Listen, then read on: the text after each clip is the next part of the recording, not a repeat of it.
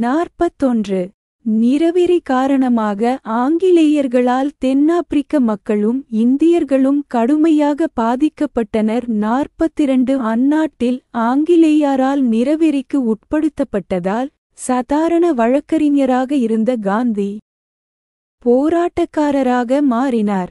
43 Durban நகரில் நீதிமன்றத்தில் வழக்காடச் சென்றபோது காந்தியின் தலைப்பாகையை கழற்றச் சொன்னார். நீதிபதி கழற்ற மறுத்து நீதிமன்றத்தை புறக்கணித்தார். காந்தி 44 1893 ஜூன் 6 அன்று பிரிட்டேரியா என்ற இடத்திற்கு செல்வதற்காக ரயிலின் முதல் வகுப்பு பெட்டியில் பயணம் செய்தார்.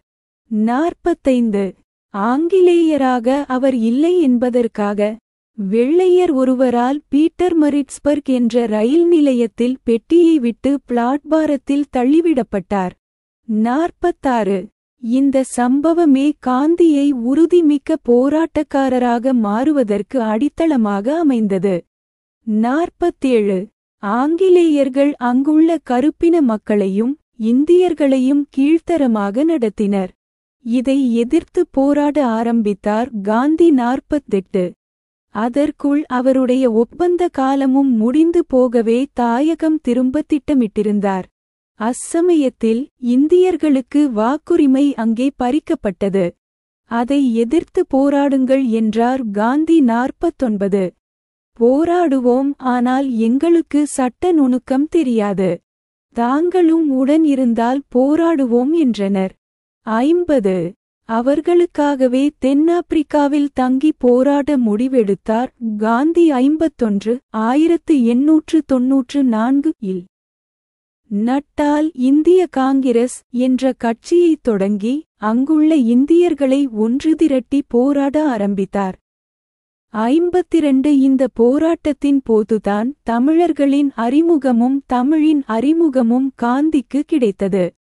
53 1894 இல் பாலசுந்தரம் என்ற கூலித் தொழிலாளி ஆங்கிலேய முதலாளியால் கடுமையாக தாக்கப்பட்டு காந்தியின் முன்பு இரத்தம் சொட்டச் சொட்ட நின்றார்.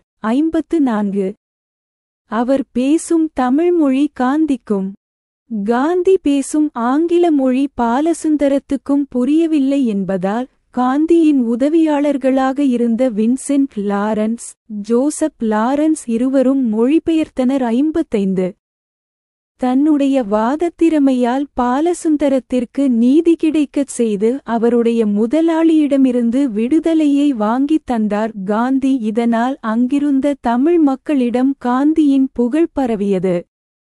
56 தென்னாப்பிரிக்காவில் இருந்த தமிழர்கள் போராட்டத்தின்போது தீரத்துடன் காந்தியுடன் இணைந்து போராடினார்கள். 57 தமிழர்களின் அன்பும் வீரமும் காந்தியை வெகுவாக கவர்ந்தது. தமிழர்களின் தன்னலமற்ற தியாகமும் போராட்டமும் அன்பும் காந்தியை நெகிழ்ச்சியடைய வைத்தன. 58 இதனால் அத்தமிழ் மக்களுக்கு என்ன கைம்மாறு செய்வேன் என தவித்த காந்தி அவர்களுடைய மொழியை கற்றுக்கொண்டு அவர்களது மொழியிலாவது பேச வேண்டும் என்று முடிவெடுத்து தமிழ் கற்றுக்கொள்ள ஆரம்பித்தார் காந்தி. 59 என்னுடைய பூர்வ ஜென்ம உறவுதான் எனக்கு தமிழர்களோடு இப்போதிருக்கும் தொடர்பு என்றார் காந்தி. 60 புகழ்பெற்ற ரஷ்ய எழுத்தாளரான லியோ டால்ஸ்டாயும் காந்தியும் நண்பர்கள். அடிக்கடி கடிதம் எழுதிக்கொள்வார்கள்.